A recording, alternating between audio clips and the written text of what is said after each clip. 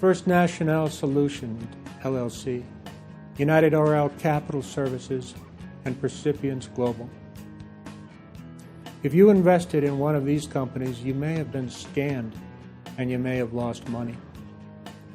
The United States government has investigated and has concluded that these companies have operated as Ponzi schemes, and it shut them down in order to protect investors from further harm.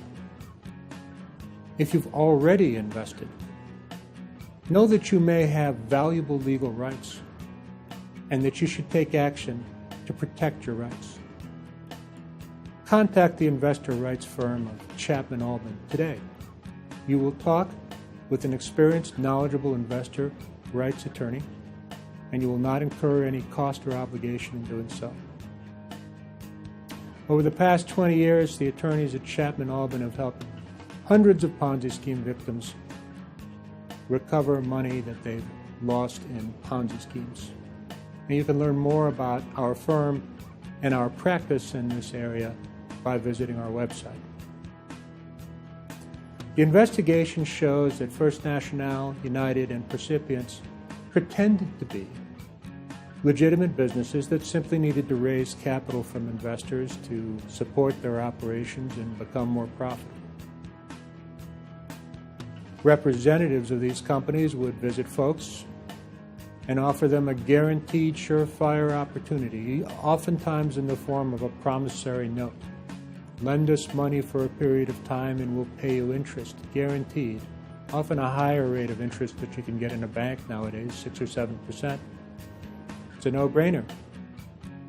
But the investigation shows that more than $100 million was raised from trusting investors, many of whom were elderly, middle class, and investing with nest egg money. The money did not go to support legitimate businesses, though. Much of it, according to the investigation, went right into the pockets of the promoters, who used it for their own personal reasons to join country clubs and travel the world and buy $10,000 suits, according to the allegations.